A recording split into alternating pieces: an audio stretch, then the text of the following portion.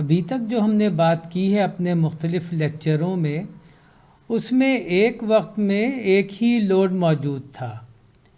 अब हम बात करेंगे उस सिचुएशन की जब एक वक्त में एक से ज़्यादा लोड मौजूद हों। अब तक जो लोडिंग केसेस हमने कवर किए हैं उनमें एक है एक्सियल लोडिंग सिचुएशन, जिसमें प्रेशर वेसल भी हम लेट्स से शामिल कर लेते हैं। फिर हमने टॉर्शनल लोडिंग जो पड़ रही है स्ट्रक्चर पर, तो इसकी वजह से क्या स्ट्रेसेस वगैरह होंगी। फिर हमने बीम बेंडिंग और बीम फ्रैक्चर पे बात की, शियर इन बीम्स पे बात की। इनमें जो हमने स्टडी किया वो ये था कि हमने किस तरह स्ट्रेसेस और स्ट्रेन यानी कि डिफॉर्मेशन वगैरह हमने इस टाइप ऑफ लोडिंग में निकालनी है। लोडिंग की अपनी लिमिटेशन थी। मिसाल के तौर पर जैसे अगर एक्सियल लोडिंग है तो उसके बारे में ये लिमिटेशन थी कि लोड उसके जो है ना वो सेंट्रॉइडल एक्सिस पर ही लगेगा। तो इस तरह की सिचुएशन बाकी कंडीशंस के साथ भी थी। लेकिन रियल लाइफ में ये होगा कि एक वक्त में एक से ज़्यादा लोड लगे होंगे। यहाँ पे क्या था कि एक वक्त में एक ही लोड है, एक वक्त में एक ही लोड है। जबकि रियल लाइफ में क्या होगा कि लोड्स का कॉम्बिनेशन होगा, यानी कि एक्सियल के साथ कोई और लोड भी होंगे, टॉर्शन भी होंगे, या एक्सियल के साथ बेंडिंग लोड भी होंगे। तो हमारा मकसद ये होगा कि इन सिचुएशन में जिनको हम कंबाइंड लोड केसेस कहते हैं, हम रिजल्टिंग स्ट्रेसेस निकालें, यानी कि पूरे लोड की वजह से, एक लोड की वजह से नहीं, पूरे कॉम्बिनेशन लोड की वजह से अपने पॉइंट ऑफ इंटरेस्ट पर हम स्ट्रेसेस कैलकुलेट करें। अब अगर ये सिचुएशन है कि कंबाइंड लोडिंग प्रॉब्लम हमें मिल गया है जिसको हमने सॉल्व करना है, और हम सिंपल लोडिंग का प्रॉब्लम तो सॉल्व कर सकते हैं, तो इस तरह के प्रॉब्लम से हम कैसे डील करें। तो उसका पहला स्टेप जो है वो ये होगा कि आप एक्चुअल जो फोर्स सिस्टम है जो कि लगी हुई है आपके स्ट्रक्चर पर, उसको ना रिप्लेस कर दें equivalent, statically equivalent system of forces और मोमेंट से। और वो आप इस तरह सेलेक्ट करेंगे कि आप जो है वो स्ट्रेसेस जो है वो उन फोर्सेस की वजह से वो आप कैलकुलेट कर सके अपने फार्मूलों वगैरह से, जो कि आपको पता है, जो आप सीख चुके हैं। अच्छा, फिर क्या करें कि हर फोर्स या हर मोमेंट का जो अपना इफ़ेक्ट है जो कि स्ट्रेसेस की फॉर्म में होगा, वो आप कैलकुलेट कर लें। तो फिर ये करें कि मेथड ऑफ सुपरपोजिशन इस्तेमाल करते हुए आप कंबाइंड इफ़ेक्ट कैलकुलेट कर लें अपने पॉइंट ऑफ इंटरेस्ट पर। तो जब आप ये कैलकुलेट कर लेंगे तो गोया आपने प्रॉब्लम अपना कंबाइंड लोडिंग का सॉल्व कर लिया। इसमें एक ये चीज़ है कि हम जो है ना वो इलास्टिक लिमिट से बाहर नहीं जा सकते। इलास्टिक लिमिट से बाहर जाएंगे तो हमारा प्रॉब्लम जो है वो non linear, highly non linear हो जाएगा। अब हम कंबाइंड लोडिंग के कुछ केसेस डिस्कस करते हैं। सबसे पहला जो केस हम डिस्कस करेंगे वो एक्सियल और टॉर्शनल लोड जो है वो एक साथ लगे हुए हैं। तो सिचुएशन कुछ यूँ होगी कि ये हमारा स्ट्रक्चर है और उसमें सेंट्रॉइडल एक्सिस पर ये फोर्स P लगी हुई है और टॉर्शन T भी लगी हुई है। तो इस केस में कोई सर्कमफरेंशियल या रेडियल डायरेक्शन में तो स्ट्रेसेस होंगी नहीं। एक एक्सियल नॉर्मल स्ट्रेस होगी जो कि इसकी वजह से होगी, और शियर स्ट्रेस होगी जो कि इसकी वजह से होगी, और हम अपने फार्मूले इस्तेमाल करते हुए ये स्ट्रेसेस कैलकुलेट कर लेंगे। और इनका कंबाइंड इफेक्ट कुछ इस तरह होगा कि ये नॉर्मल स्ट्रेस है और ये शेयरिंग स्ट्रेस है। तो ये टिपिकल प्लेन स्ट्रेस का केस होगा जिसमें एक किसी भी पॉइंट पर, जो कि लेट्स से यहाँ पे हो सकता है, यहाँ पे हो सकता है, उस पर ये स्ट्रेस सिचुएशन होगी। अब हम अपना अगला केस देखते हैं। इसमें बेंडिंग, फ्लेक्चरल और एक्सियल लोडिंग दोनों एट ए टाइम लगी हुई है। तो अगर एक्सियल लोड जो आपका है वो जो है सेंट्राइड के बजाय किसी डिस्टेंस E पर एक्ट कर रहा हो, जैसे कि यहाँ पर ये कि बजाय इसके कि ये फोर्स P यहाँ होती, ये फोर्स P किसी डिस्टेंस E पर है। अच्छा, इसमें होगा ये कि ये इक्विवेलेंट है इसके कि एक एक्सियल फोर्स लगी हुई है और एक मोमेंट लगी हुई है। यानी कि कुछ यूँ कि इस फोर्स को आपने जब इधर ट्रांसफ़र किया सेंट्रॉइडल एक्सिस पर, तो साथ में एक मोमेंट भी आ गई। ये हमें स्टैटिक्स ने बताया है।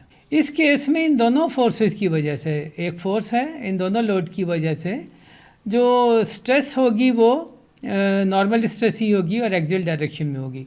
तो लेट्स से अगर हम एक कट लगाएं यहाँ पे ए पर, तो इसकी वजह से जो लोडिंग सिचुएशन है वो ये है, और इसकी वजह से बेंडिंग मोमेंट की वजह से जो लोडिंग सिचुएशन है वो ये है।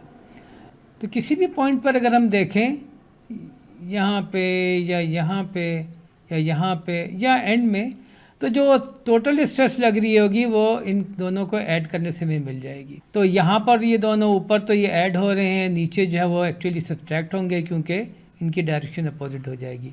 तो सिचुएशन जो है वो अगर एक पॉइंट हम लेते हैं तो उस पर ये होगी कि उस पर जैसे कि सिर्फ सिग्मा एक्स लगी, और हम ये दोनों इसके जो है ये हम कैलकुलेट कर सकते हैं और इनके फार्मूले हमें पता हैं।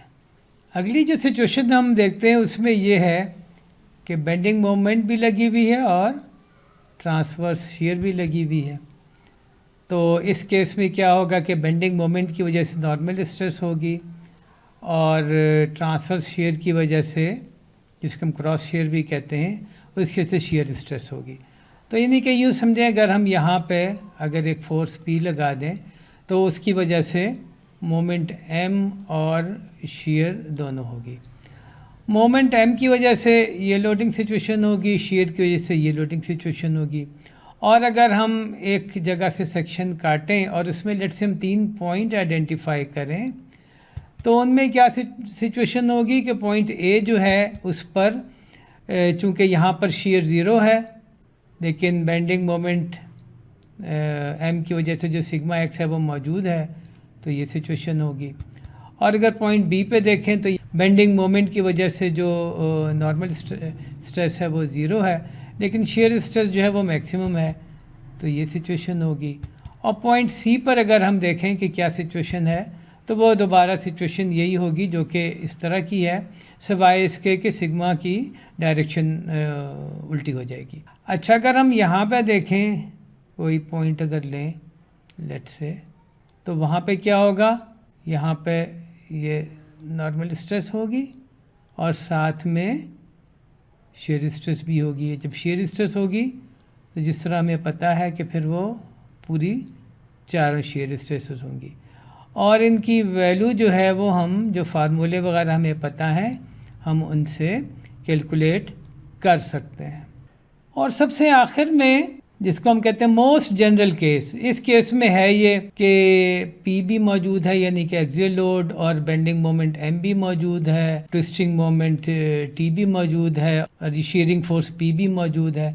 अब इस केस में क्या होगा, अगर हम लेट से एक सेक्शन कट करते हैं तो P की वजह से स्ट्रेस की ये सिचुएशन है, M की वजह से स्ट्रेस की ये सिचुएशन है, इस P क्रॉस शेयर की वजह से स्ट्रेस की सिचुएशन है, और अगर ट्विस्टिंग मोमेंट लगी हुई है तो शेयर की ये सिचुएशन है जो कि आपके सामने है। यहाँ पे थोड़ा सा मैं ये भी बयान करता चलूँ कि इसकी वजह से जो शेयर की डायरेक्शन है वो देखिए हर वक्त रेडियल होगी। इस जगह पर पॉइंट लेंगे तो ऐसे होगी, इस जगह पर पॉइंट लेंगे तो ऐसे होगी, इस जगह पर पॉइंट लें तो ये शेयर डाउनवर्ड होगी, और इस जगह पर लें तो ये राइट साइड पर एक्ट करेगी।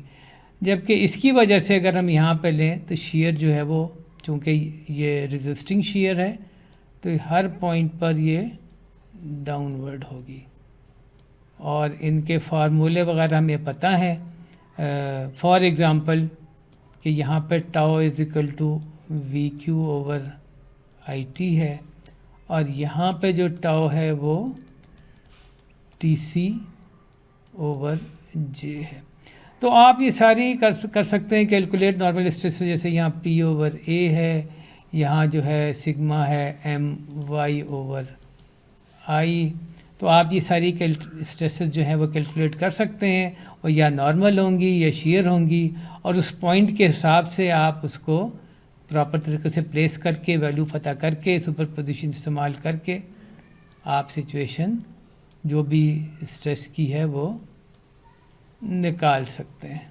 एक प्रॉब्लम सॉल्व किए बगैर ये लेक्चर नामुकम्मल रहेगा, जो इंशाअल्लाह हम अपने अगले लेक्चर में प्रॉब्लम हल करेंगे।